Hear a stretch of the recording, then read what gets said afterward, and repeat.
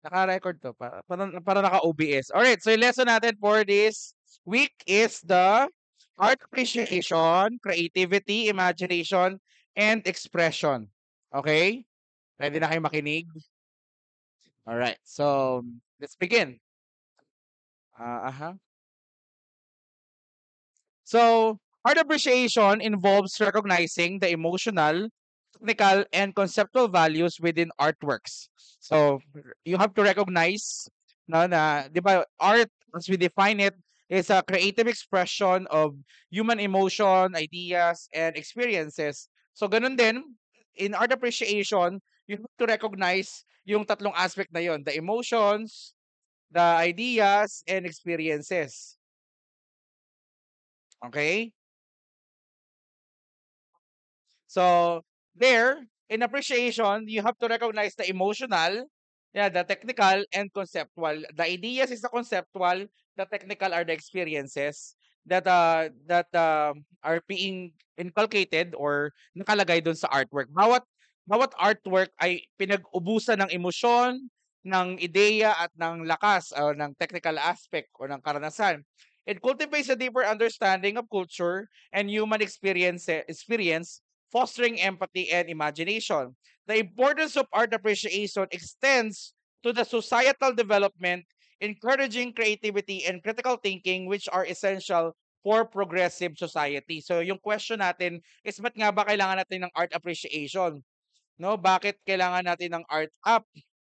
Kailangan natin ma-appreciate yung art kasi it extends to the societal development.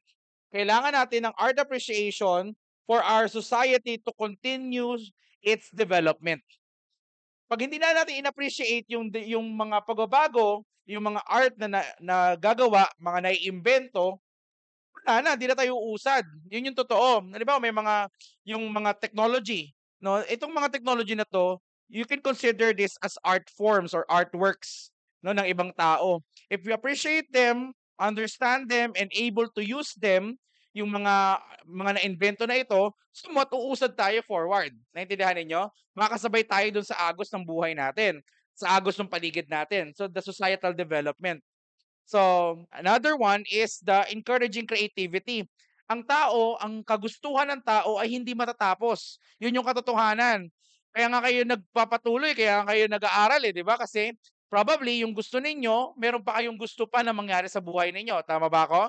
Di ba? Kaya nga kayo nagsusumikap, pumasok, di ba? Sinisikap ninyong gumising, kahit gusto nyo pang matulog, di ba? Kahit puyat kayo, pinipilit yung gumising para pumasok sa eskwelahan kasi you want better situation sa meron kayo. So, now you can achieve the best, or yung sabihin natin yung you can achieve what you want to become if pumasok yung creativity sa inyo, no? Yung creativity, ibig sabihin yung kakayanan ninyo mag-produce o gumawa ng bagay, or kakayanan ninyo magbago ng inyong sarili. Ayan. Tandaan ninyo na kayo ngayon ay mga artist na. Dahil edukado na kayo, nag-aaral na kayo, di ba? Once you become educated, you will become artist. Hindi man kayo magaling na pintor, hindi man kayo magaling na mga sculptor, o kaya kung ano pang art ninyo, kung ano yung ginagawa ninyo, that is your art. Tandaan nyo yan. Whatever you do, yung tawag na doon ay sining ninyo. Di ba? Halimbawa, iba sa inyo, become a website designer. Yung every website na gagawin mo, you consider that as an art. Yung karpentero, every time na kinakarpentry niya, yung kanyang pinuproduce in carpentry, he will consider that as an art because that is the fruit of his creativity. Naintindihan ninyo? So, hindi required na, ay, kailangan painting yung gawa ko para ma-consider siyang art. Hindi. Ano man yung gawin ninyo, basta pinag-ukulan nyo to ng emosyon, ng inyong ideya, ginamitan ninyo ng inyong mga natutunan base sa inyong karanasan, you will consider that as an art. Understood? Ayan. So, kailangan ninyo encourage yourself in creativity. Yan, encourage creativity. Ayun, nakalagay doon. Tingnan niyo na maigi. Sabi nila, ang sekreto sa pagyaman ay, joke lang. maging DPWH ka, contractor. Hindi. Um, ang point is that yung rich people or the successful people are not consumers. That's the idea here. The successful people, the rich people, the wealthy people are not consumers. They are the creators. Naintindihan niyo yan? 'Di ba? Si Mark Zuckerberg, mayaman siya. Bakit siya mayaman? Because he created a certain platform. 'Di ba? Bill Gates become rich. Bakit? Because he created the Microsoft. 'Di ba? And so much more. 'Di ba? So, anong punto dito? Bakit tayo kailangan maging creative? Because creativity is the key for production and production is the key for abundance. Intindihan ninyo? Kailangan hindi kayo yung kumukonsumo, kailangan kayo yung nagpo-produce nung kukonsumuhin ng mga tao. Intindihan ninyo? Pag kayo yung consumer palagi, mauubos yung pera ninyo. Pero pag kayo yung producer ng product, no, people will buy to you. Naintindihan nyo? So, papasok yung pera. So, you need to encourage yourself into creativity. If you are a professional, if you will become a professional, someday, pag-graduate ninyo, nagtrabaho na kayo, wala kayong choice because the employers na nag-hire sa inyo will pay you for your produced material, di ba? For your produced website, for your produced application, di ba? So, wala kayong choice but to become creative or to create something. So, you need to encourage yourself. Yung sinasabi namin mga artists, kaming mga, halimbawa, kaming mga producers or sabi natin na taga-media, may mga time na meron kaming creative block na tinatawag, yung parang ang hirap mag-produce ng, alam mo yun, wala kang ideya. Ayun, pero we need to, do something para mag-spark ng creativity sa amin kasi it is our job to create something, to produce materials, to create blogs, to create, contents sa television. So kayo ganun din. Pagka graduate na kayo, kahit nga di ba kayo gumagraduate basta may nagbayad sa inyo o kaya meron kayong gustong mangyari, you have to encourage yourself into creativity. And last is the critical thinking. Ayan. We need art appreciation because of critical thinking. Ano yung critical thinking?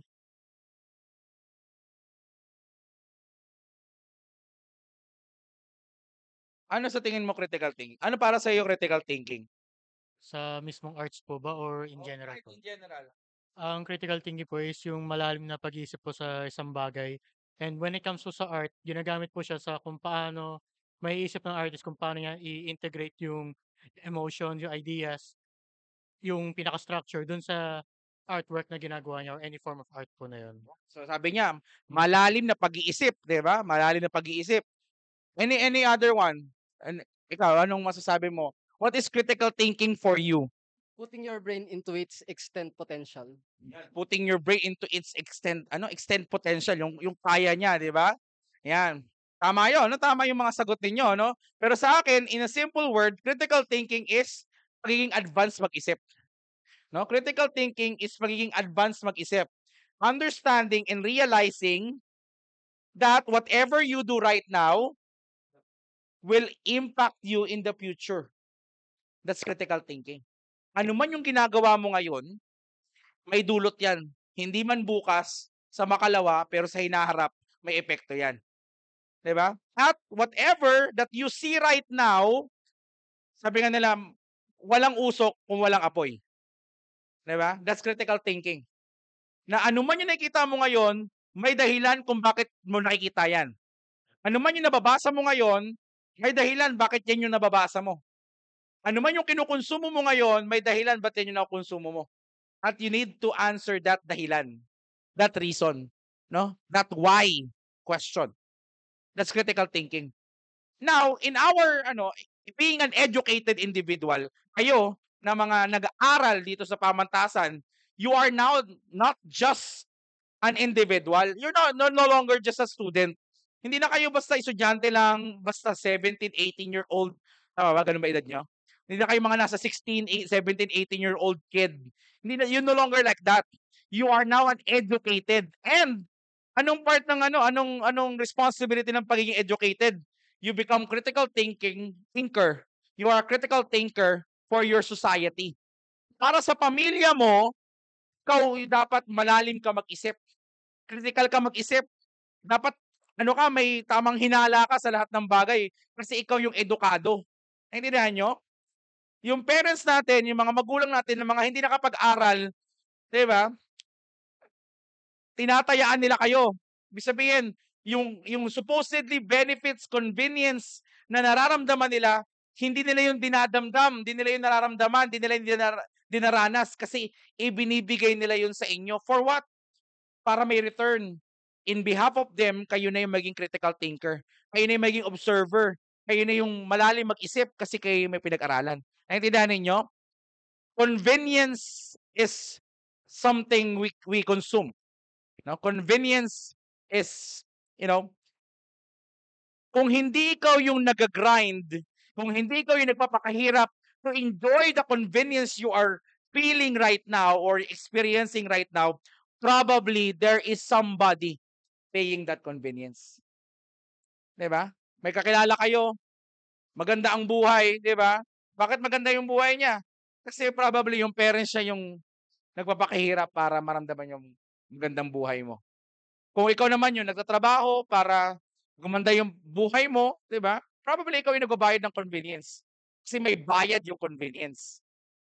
Yung sarap ng buhay na nararamdaman natin, may nagbabayad niyan. Kung hindi ikaw, probably some other people. Naintindihan ninyo? So you have to become critical. 'Di ba? Kailangan maging bukas ang isipan ninyo, gising ang isipan ninyo. 'Di ba? Last time pinag-usapan natin yung art. Art is a medium, no? Art is an expression of ideas, emotions, experiences in a medium. Pwede siyang painting, sculpture. Anong point nito? That whatever we see in social media, in our daily lives, when we are walking somewhere, whatever it is, meron siyang mensaheng gustong iparating sa atin. Meron siyang gustong, alam mo yun, ipagawa sa atin. And it is up to us, if we become critical, kung gagawin natin yon o magpapaanod tayo doon or we find for other things. Naintindihan ninyo? Pag nanood ka ng social media, you will be bombarded with so much information. But if you gave so much time on browsing social media, you don't have enough time for other more important things to do. Naintindihan ninyo? So, iwasan ninyo. Piliin ninyo. Wala namang masama sa pagkonsumo ng social media. Wala namang masama sa panonood ng telebisyon. Wala namang masama sa pagtatrabaho. Kaso, piliin ninyo.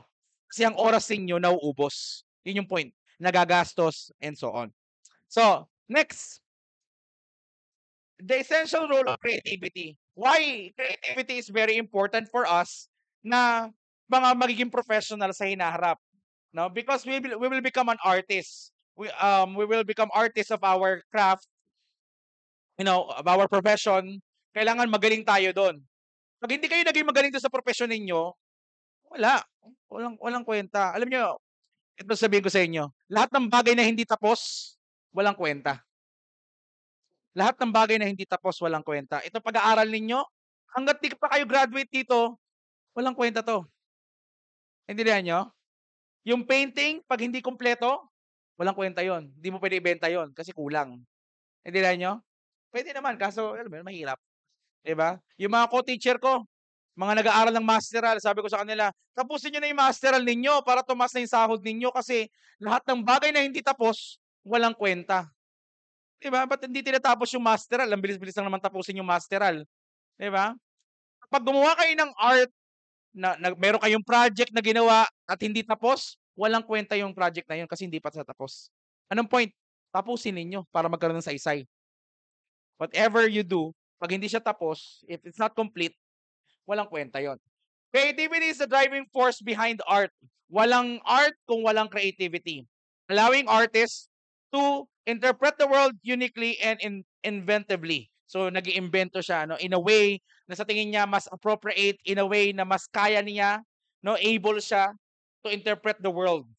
It acts as a catalyst for innovation. Pampabilis sa pagbabago, yung creativity.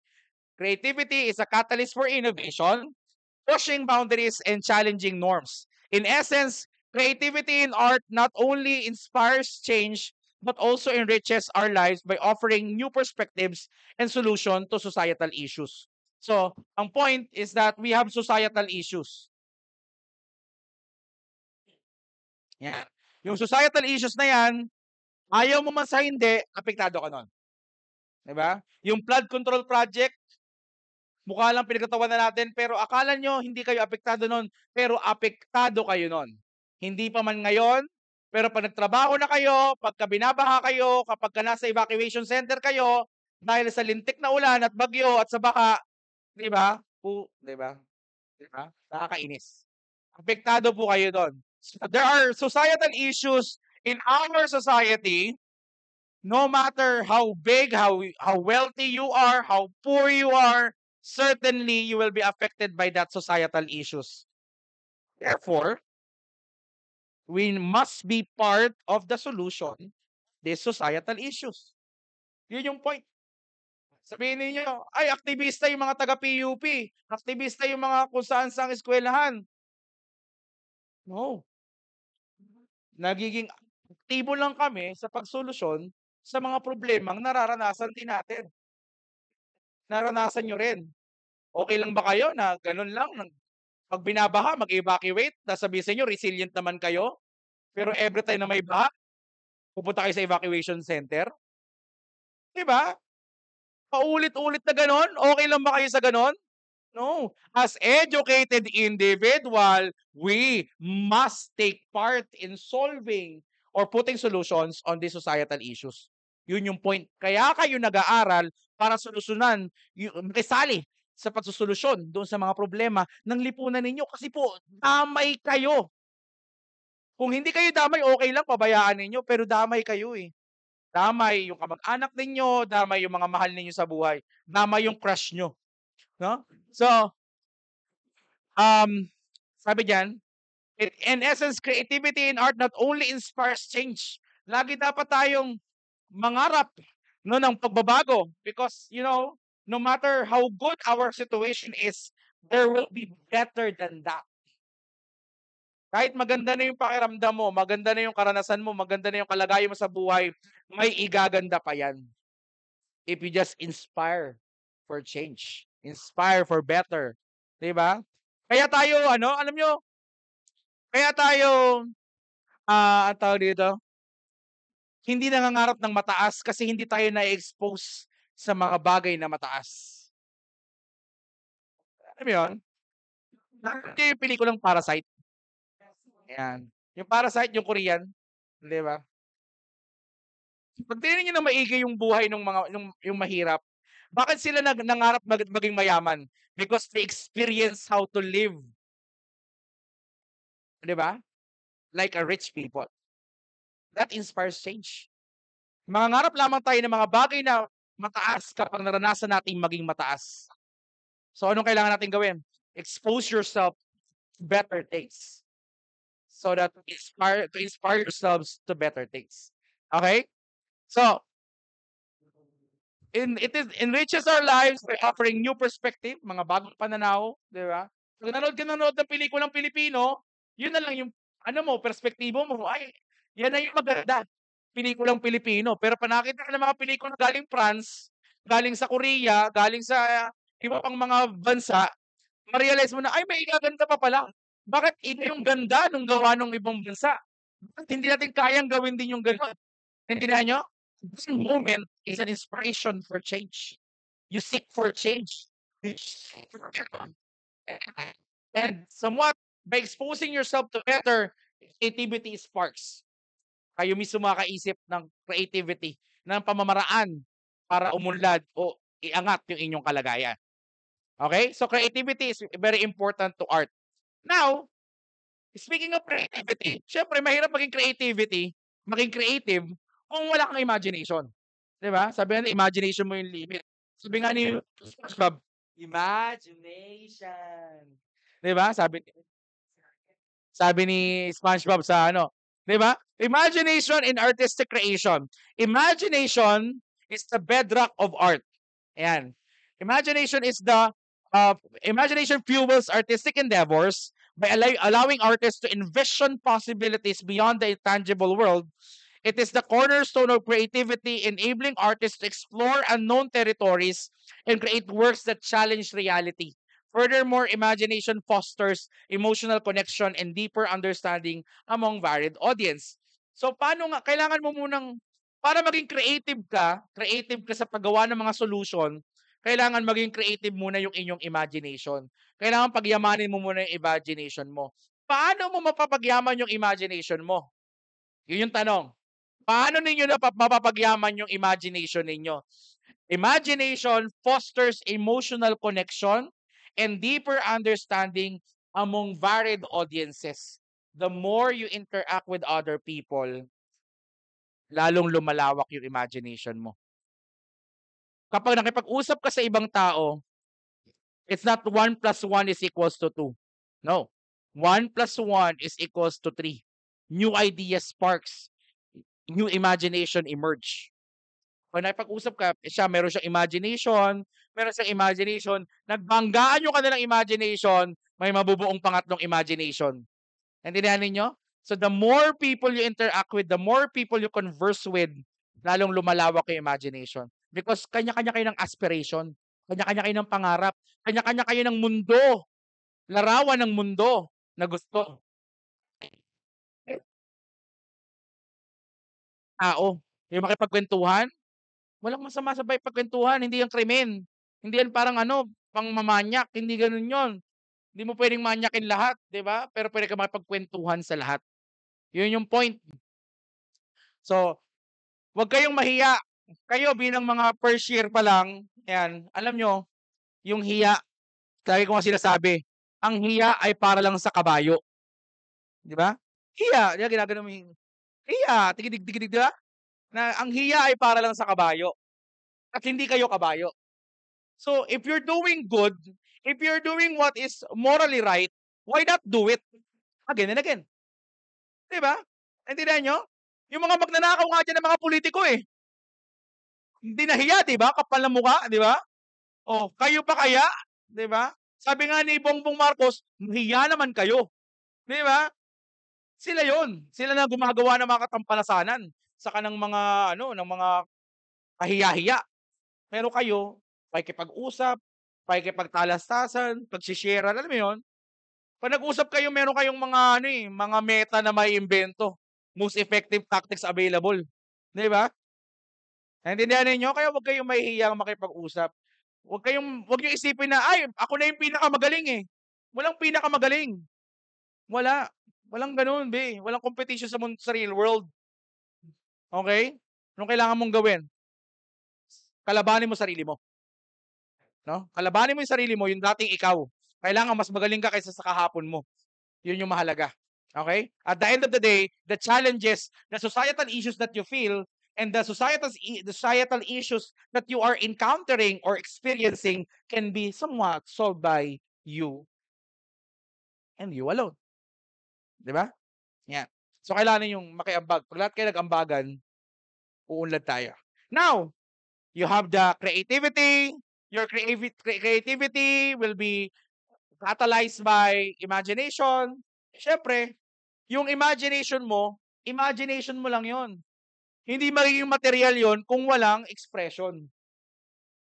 No? Kung hindi mo siya i-convert into reality. 'Di ba? Kung hindi mo siya i-produce into something viewable, audible, no? O kaya experienceable. Yung ideya mo, yung imagination mo, hindi mo yan pwede i-bluetooth. Kahit magumpugan pa kayo ng katabi mo, hindi niya mai-imagine yung nai-imagine mo. Ano kayo, si B1 sa si B2? Naisip mo ba? Naisip ko, B1? Di ba? Hindi kayo ganon. Di ba? Sorry, ang tatanda na ng mga reference ko, no? B1, B2. Di ba? So, expression in art is reflection of inner thoughts, feelings, and cultural values, communicating personal and collective narratives. Artists use a range of mediums and techniques to convey ideas, provoke dialogue, and elicit emotional responses, making art a powerful tool for social and political change as well as personal exploration. Yan. Yung expression is the creation. You use the medium, a range of medium. Diba? Nalulungkot ka, diba? Anong ginagawa mo? Nagmumura ka, diba? Ay, malungkot, nagmumura. Putang inang buhay to, diba? Na-record na naman. Pero 'di ba gano'n? Sobrang lungkot mo, sobrang galit mo, 'di ba? Kaysa naman pumatay ka, mumurahin mo na lang, 'di ba? Gano'n, gagalitin mo na lang, sigawan mo na lang. That's your expression. Sabi nila mas okay daw yung kaibigan mo na palamura kaysa dun sa tahimik. Kasi yung mga tahimik na kaibigan, nananaksak na lang bigla. Oo, 'pag napuno, 'di ba? Inaasar-asar mo 'no? "Pre, ito yung creative expression ko, pak!" Brad, normal ba 'to? Yung may dugo, 'di ba? Wala, nahulog. Okay, so yun. So, kailangan yung imagination mo, 'no, kailangan maging creative for, be part of the providing solutions on societal issues. Pero hindi sapat yung mag-isip ka lang. Kailangan i-express mo yon. Ilagay mo sa medium. Si Pinagtatalunan natin kung sino ba talaga ang national hero dapat. Si Andres Bonifacio ba o si Jose Rizal? Ang sagot ko ay dapat both na lang para walang away, 'di ba? Para walang away. Kasi they are both somewhat expressive in terms of fighting the freedom of the Filipinos. Ayan, si Rizal nga lang are more on literature, 'di ba? Gumamit siya ng mga literatura para alam mo yung pukawin ang damdamin at isipan ng mga Pilipino. Samantalang si Bonifacio, anong sulat-sulat? Saksa ka na, 'di ba? Bulaga ka na. 'Di ba? Gano'n si Andres Bonifacio. So, well, dapat talaga dapat silang dalawa na lang. Ayan. Pero ang point is, basta meron kang ano man yung nasa isipan mo, hindi puwedeng manatili sa isipan mo lang 'yan. Kailangan ma-express mo 'yan into reality. Alam niyo sa panahon ngayon, in the digital age, creativity and expression is very important. If you don't know how to use the social media to express your imagination, parang muted ka. No? I don't know if you realize that. Pero pag hindi ka marunong mag-post sa social media, parang kang pipit bingi, bulag, pilay, lumpo, ganun. Baldado, lahat na. Kasi hindi mo kayang i-express. Grabe naman sa bobo. Hindi naman bobo, ano lang, bobo, tanga, tarantado. Di ba? Hindi kami naman, hindi naman ganun. Parang, ang point lang, parang kang mute pag hindi mo kayang express yung sarili mo sa social media. Di ba? May mga iba sa atin, ako, nag-enjoy ako sa ganun, yung nagbabasa lang ng comment. Tapos hindi nag-ano, hindi ako nagla-like. Hindi ako nagla-like. Ba't ako magla-like? Kung tatawa man ako, akin na lang yun, di ba? Kasi alam niyo yun, ang hirap maging teacher. Kapag teacher ka, lahat ng action mo, tinitingnan ng estudyante. Hindi katulad ngayon, nagmumura ako. Pag nagmumura ako, sabihin ng mga estudyante, ay pwede pala magmura sa PLB. Pwede pala magmura sa eskwelahan. Hindi, mali yun. Mali yung kulang pwede. Kasi teacher na ako eh. Di ba? Hindi lahat, di porket nakita yung teacher nagbigti, magbibigti na rin kayo. Mga bobo ba kayo? Di ba hindi? Siyempre may pag-iisip pa rin kayo, may kalayaan pa rin kayo. Ayan, ang point ko lang is, you need to express yourself and somewhat, you need to have the skills to express yourselves. Kasi kung wala kang skills to express that idea, kulang din. Gets nyo yun? Di ba sinasabi natin, bakit daig ng madaldal yung matalino? Kasi yung madaldal, pinapakita niya matalino siya kahit hindi gano'n katalino talaga. Pero yung matalino, sobrang tahimik niya, hindi niya ma-express yung katalinuhan niya. Di ba? Wala kang skills, wala kang expression. Hindi pwedeng wala kang expression. Kailangan meron kang creativity, meron kang expression, may way ka na expression. Di ba? Kasi yung matalino, mahirap masabing matalino kung hindi tama yung paraan ng pagpapakita ng talino mo. Naintindihan niyo ako? Yung point? Kahit gaano ka pa katalino, genius ka pa, kung ngongo ka naman, di ba? Mo, di ba? Ngongo ka naman, kahit gaano talino mo pag ngongo ka, nagdebate ka, pagtatawanan ka ng tao, mali. Mali yung namin niya. Ang namat, di ba? Sinulat mo na lang sana para hindi ka napintasan. Kasi ganun yung lipunan. So you need to express yourself. Yan. The question now is, paano mo ngayon i-express yung iyong creativity? Yung lawak ng iyong imagination, how will you be able to express that? Through the following mediums. The first one is the visual arts, the 2D and the 3D. Ayan. 2D visual arts are two-dimensional art encompasses paintings, drawings, photography. Ayan, pwede kayong ganyan. Photography, ganon. Mag-drawing kayo. Focusing on the interplay of colors, lines, and shapes. It aims to convey depth and emotion through flat surfaces, relying on perspective and composition techniques that guide viewers' eyes and emotion. That's the 2D 2D visual arts. Meron din tayong 3D or three-dimensional, may thickness. It includes the sculpture, installations, yung mga combination, halimbawa yung mga nauusong modern art ngayon, yung balde ng sand itutumba. That's the installation, 'di ba? O kaya yung mga object pinaghalo-halo pag umiba ka ng anggulo, may mabubuong larawan, 'di ba? Mga gano'n installation. May mga in-install ka na mga bagay or architecture. Ayan. Sa IT, nung mga 2014, ayan, mga panahon namin, meron kaming 'di ba, information technology kayo, 'di ba? IT. Meron kaming information system, parang gano'n. Parang gano'n. Information system saka ano ba 'yun? Yung sila nagde-design ng structures. Sila nagde-design ng ngayon sinama na lang 'yun sa systems ng IT. Ayan. Dati gano'n, eh. Halimbawa yung building gusto magkaroon ng ID, yung ID na ginagamit ninyo, yung RFID na 'pag entrance, IS yung niyan, yung gumagawa ng disenyo. Ayan. Kayo puwede kayong mag-design ng gano'n, system designing. Kaso hindi yung 3D, installations 'yun, 'di ba? Saan may mga saan may mga mga hub and so on. Puwede kayong maging ganyan mga IT, 'di ba? Ang IT kasi masyadong focus sa coding, 'yun yung problema namin, eh, nung dati. Yung mga IT daw masyadong focus sa coding, hindi sila marunong mag-design, 'di ba? Kaya yung mga website ngayon, darating na napag-usapan na namin 'yan mga way back 2017 pa lang, na darating yung time mauuna yung designing bago yung coding. Kaya gano'n na yung nangyayari ngayon, Figma, Adobe Experience Design, ide-design mo muna yung itsura, i-export mo na lang yung code. Then yun, 'di ba may website ka na. Yun. So visual arts, pwede kayong gumamit ng visual art to express yourselves. Another is the art of film. Sino rito mahilig manood ng pelikula? Yan, napakasarap manood ng pelikula. Ako, bilang communication major, yan ang aking hinga. Pag ako'y nagpapahinga, nanood ako ng pelikula. Yung maayos, yung pelikula. Mga Spider-Man, oo, Dragon Ball versus Sailor Moon. Hindi, joke lang. Versus Sailor Moon, no? Uso pa ba yun?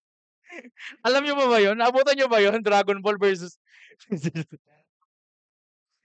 Masama yun. Anyway, film is a multifaceted art from combining visual imagery, meron ka nakikita, and meron ka naririnig. No? Ang ganda ng pelikula ay kung paano niya ini-immerse yung audiences into the film. Yung parang nandoon ka sa pelikula. Yun yung point. Kaya nga natawa ako pag merong shot na yung itsura, yung shot na galing sa inodoro, yung nagpa-flash, yung gano'n. Imagine yung shot, nasa inodoro ka, tapos nakita mo yung tao magpa-flash ng inodoro. Alam mo anong perspective yon? Tae.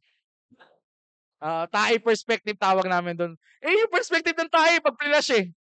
Oh, shit! Gano'n yun. Gano'n yung tae. Oh, shit! Di ba? Anyway. So, and imagery, sound, and narrative, yeah, to create the immersive experiences. When we say narrative, there are films that are in narration. Yung iba naman are into dialogue. Mag-share ba kayo? Sige. Samahan ko ba? So, teka lang, painom muna. It serves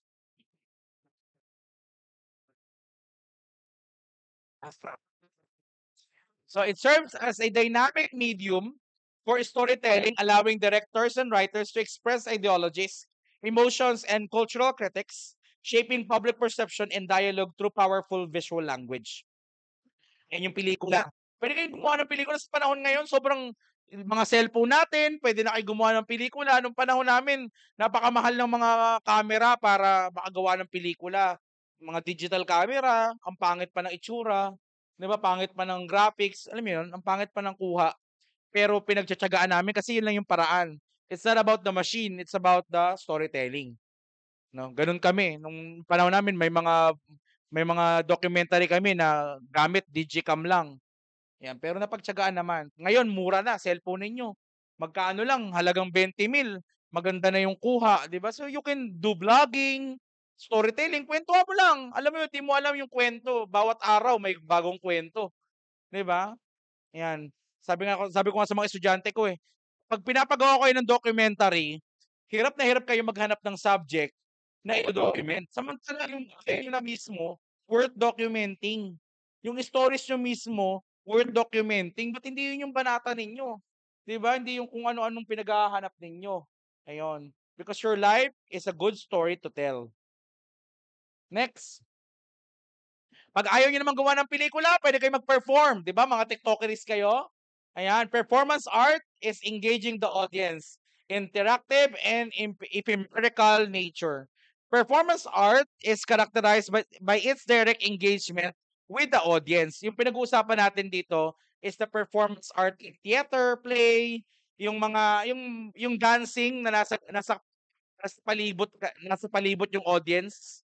Yung parang mga hip-hop na yung mga nasa kanto lang.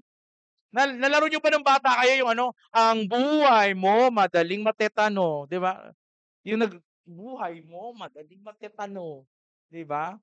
Yung nasa kanto lang yun nung mga bata kami. Nasa kanto kami naglalaban kami ng top in luck Hindi, joke lang. Pero totoo yun, lumalaban kami ng gano'n. Nung elementary, pero nung high school na medyo na ako.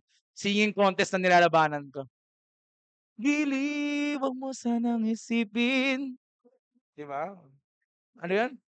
Bakit ngayon? Joke lang. Nahiya ako Anyway, so performance, pwede kayong mag-perform basta nagpe-perform, 'di ba? Anong ulam? Giniling. 'Di ba? Basta lahat ng performance, pwede 'yan, no? Ang point ng performance, para maging effective yung performance is how you engage your audiences. You know, paano mo sila ma-engage in terms of emotions, ma-jive, masama mo, makuha mo yung jive with them. Ganun yung ideya, 'di ba? Halimbawa, theater play. Maging effective ka na theater actor kung ikaw ay umiiyak at yung audience mo naiiyak din. Yung nararamdaman mo na galit, nararamdaman din ng audience mo. Kaya siya ephemeral. Ibig sabihin, nakakahawa. Ayan.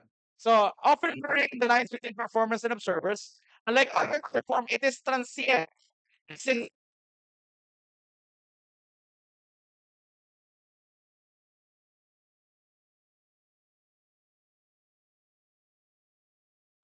action and provokes thought and state.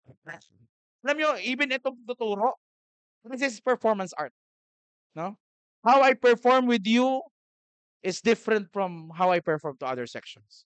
Hindi ako yung parang robot na, ano mo yun, yung, uniform, no? Hindi ako ganon. Depende yan sa pagmumukha ninyo. Pagka nakita ko kayong inaantok-antok kayo, hindi magagalit ako. 'Di ba? Iba yung performance ko, may halong happy birthday. Gusto nyo ba yun? Ito regalo ko. Joke lang. Joke lang. Anyway, so, ayan.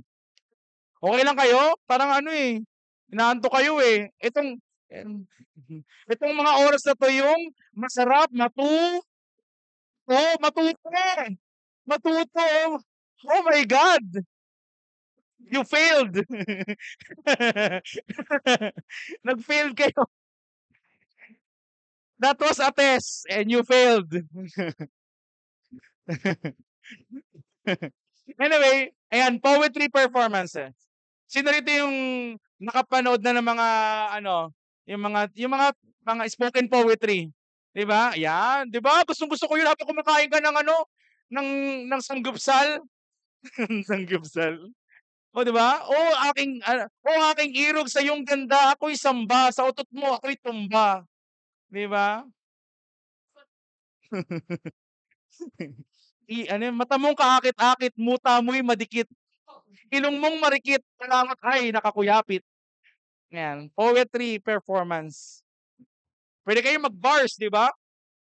'Di ba? Ikaw palamunin ka na nga, nagtawag ka pa ng iba, hayop ka, 'di ba? So yon. Yeah, spoken words and poetry performance bring literature to life, emphasizing auditory and performative elements that enrich the textual content. Naalala ko, tinanong si ano pangalan nun? Sa flip top? Si Enigma. Yan, si Enigma. Tinanong si Enigma, papayag ka ba na yung flip top ay ang makabagong balagtasan? Sabi ni Enigma, hindi. Oo nga naman. Kasi yung balagtasan, yung flip top balagbagan eh, di ba? Kaya magkaiba sa balagtasan. Pero yon, balagtasan, ang Valenzuela ay dating bahagi ng Bulacan. Kaya ang mga Valenzuelano medyo poet, alam nyo ba maganda sa Valenzuela? Maraming baha, di ba?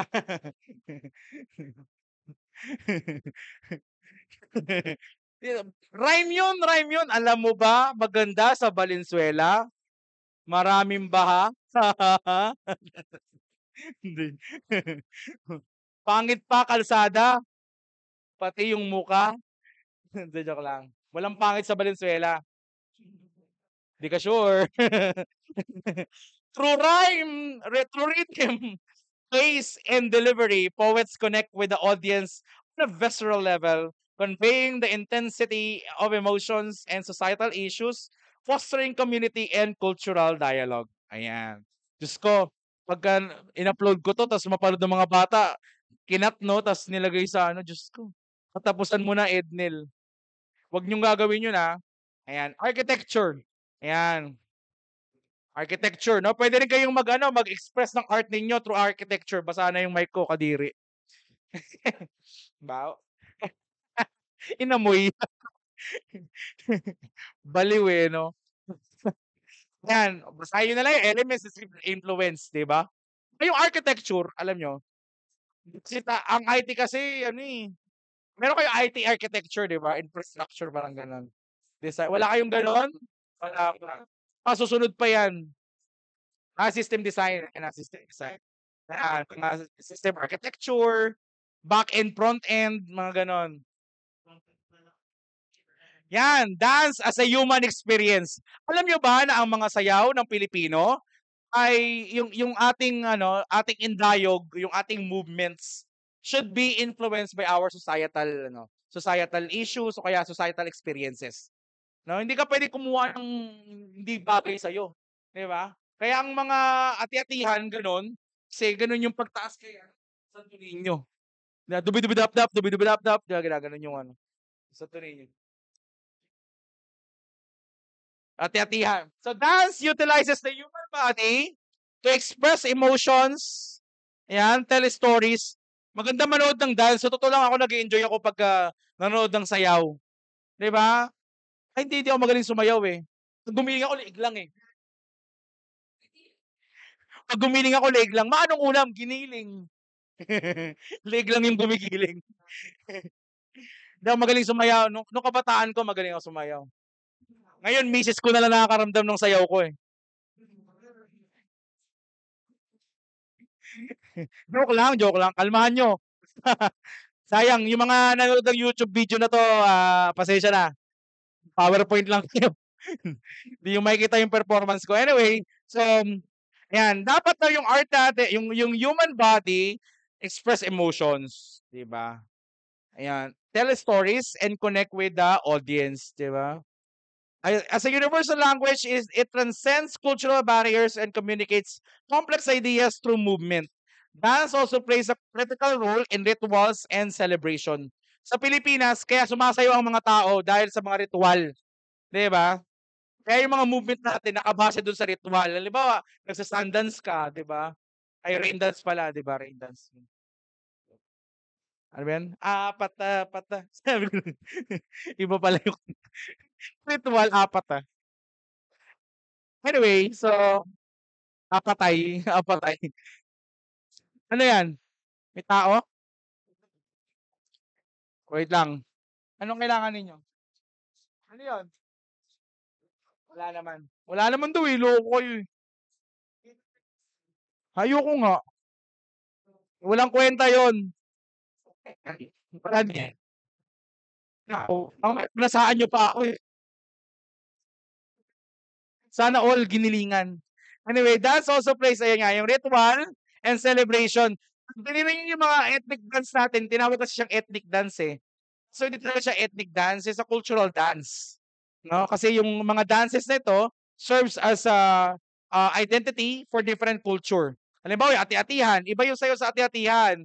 Pantango sa ilaw, yan, cha-cha, yung mga cha-cha na yan, and iba rin yung cultural dances, ayan. Linking individuals with their cultural roots and contemporary experiences. Nung unang panahon, nung mga, siguro mga lola ninyo, mga lola nyo na or mga lola nyo sa tuhod, sa bawat kapistahan merong sayawan. Bakit merong sayawan? Kasi yung panahon para magkakilala yung mga binata't dalaga doon sa lugar. 'Di ba? Para maisayaw ka, parang gano'n. Ano siya, para siyang social event para mag-socialize kayo sa isa't isa. Kaya kayo nakipagsayaw. Halimbawa, yung crush mo, hindi mo maamin sa kanyang may gusto mo siya, na gusto mo siya, isayaw mo na lang, gano'n. So yun yung opportunity, yung sayawan. Kaya sasayaw mo, "Shall we dance?" 'Di ba? Tapos kakantahan mo habang sasayaw, "Nandito ako, umiibig sa'yo." 'Di ba? And malapit tayong matapos, literary art. Ayan, 'pag hindi mo kayang kantahan, hindi mo kayang sayawan, hindi mo kayang performanan, sulatan mo na lang, 'di ba? Sulatan mo na lang, "Oh, aking mahal, ang ganda mo sana di ka lang pala marunong magbasa." 'Di ba? So literary serves as a reflective mirror of society, illustrating human experiences, challenges, and aspirations while also shaping them. Literature shapes society. Sabi nga nila, history daw. Yung history, malaking epekto sa atin. 'Di ba? Pero history are not written by the victors. It was written by the literate. Yun yung totoo. No? History is not written by the victors. Pag meron teacher sa inyo nagsabi in the future na history is written by the victors, i-stand correct nyo yun. No, sir. No, ma'am. Hindi po totoo yun. Sabi po ni Sir Ednel, history is written by the literate. Dus magsulat.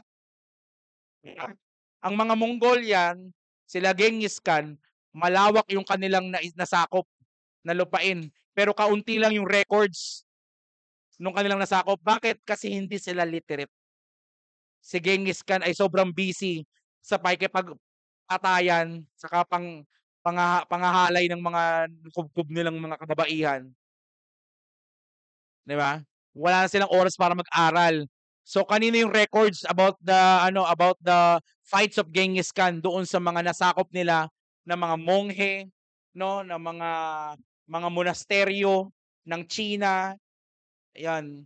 Yung mga monasteryo na 'yan, may mga manunulat diyan. Doon sila yung sumulat kung paano sila nagapi, natalo ni Genghis Khan. Yun lang yung mababasa yung records. So paano yung sabihing written by the victors, si Genghis Khan yung nanalo pero hindi niya kaya magsulat. Naintindihan niyo yung point? No. Sila Alexander the Great, when they conquer the Europe and part of the Asia, yung records about yung laban ni Alexander the Great is not from Alexander the Great, kundi doon sa mga sa mga nasakop nila, natalo nila. Yung panghuli, yung Valkyrie, no, yung mga the Vikings, no? Yung mga Vikings, yung mga barbaro na sumakop sa England, they have no records about how they, fight and win over the England. Ang may records yung England. Kasi yung England yung kayang magsulat. So sila yung nagsulat kung paano sila natalo, ano? O paano sila kahit paano nakasurvive laban sa mga Vikings. Naintindihan ninyo? So history is not written by the victors, it was written by the literate. The reason bakit ang mga binabasa natin ng mga aklat ay galing sa Western, sa Amerika, sa Europa, is because they are the ones that are literate. Tayong mga Pilipino, hindi daw tayo literate.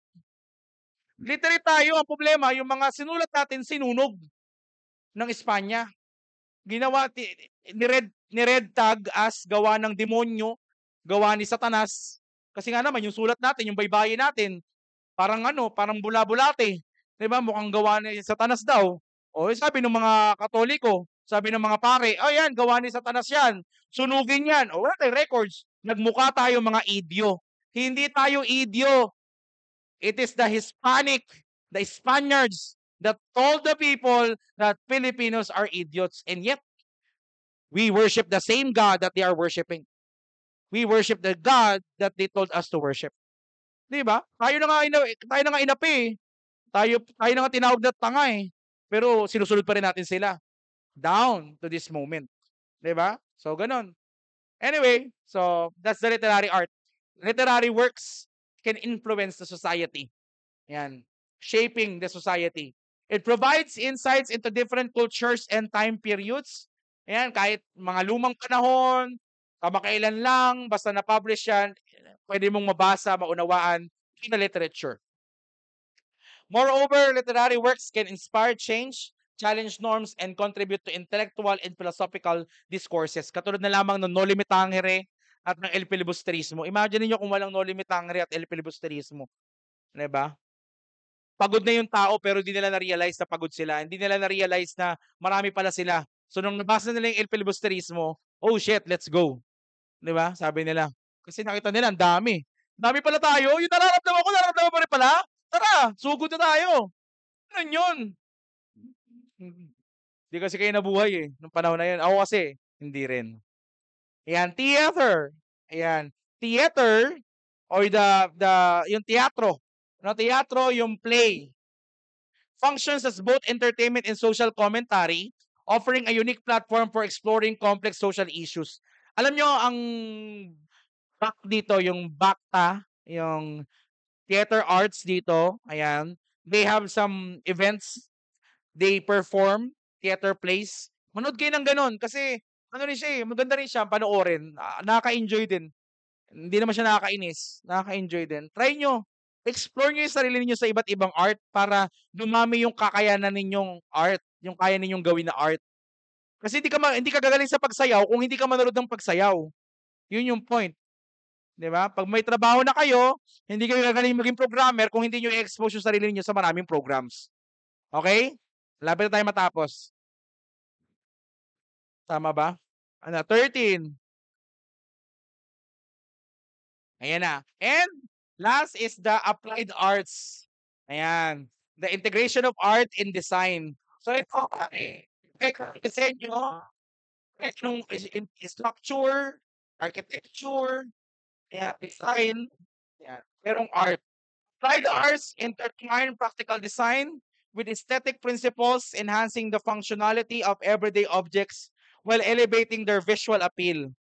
And this integration of art into daily life encourages appreciation of beauty and utility and contributes to the better living environments, impacting both personal well-being and societal aesthetics. Ang katulad ng architecture, 'di ba? Yung mga design, yung sa simbahan, 'di ba?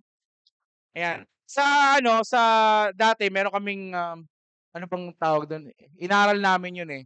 Yung pagdisenyo ng ng mga product sa product design, yung gano'n, yung packaging, product packaging design. Ayan. Tingnan niyo ng maigi. Marami sa mga produkto ng pambabae, sorry I have to say this. Marami sa mga produkto pambabae, hugis titi. Marami sa mga produkto ng pambabae, hugis titi. Lipstick, deodorant, yung packaging nila. Bakit? Kasi hindi yun ganong lingid sa hindi yun ganong malinaw sa mga kababaihan, pero as human, yung mga babae, mas attracted sila sa hugis titi. Believe me, believe me. Tingnan nyo na maigi. Pumunta kayo ng Watsons. At tingnan nyo yung mga product design ng mga product doon na pambabae.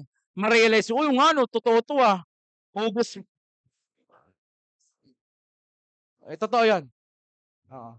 Totoo yun. Totoo yun. Ang mga kalalakihan naman, sa kabila lang, hugis.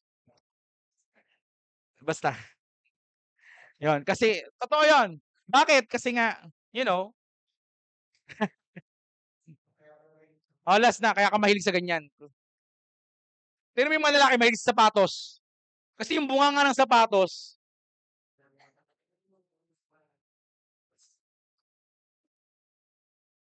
ayan. Naalala mo siya. Naalala mo siya.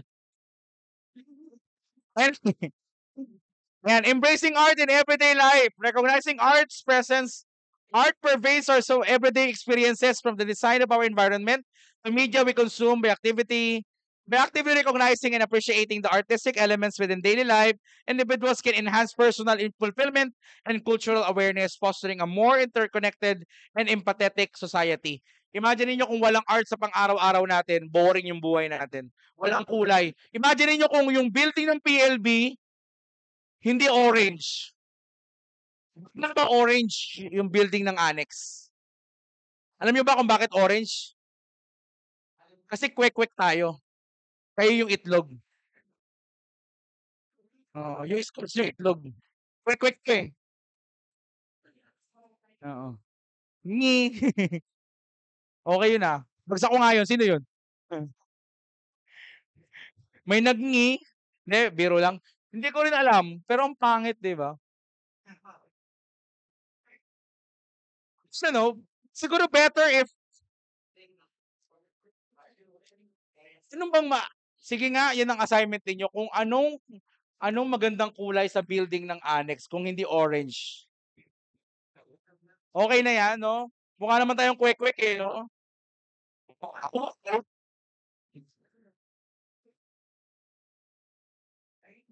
Tapos yung pamantasang lungsod ng Valenzuela na marker, yellow, golden, di ba? Dapat silver na lang, di ba? Anyway, pabayaan mo yan, design yan. May kamukha naman tayo ng disenyo, yung pamantasan ng lungsod ay pareho rin ang design ng sa atin. Ayan. Maraming salamat sa inyong oras. Mag-ingat kayo. I'm gonna give you the quiz for this next week.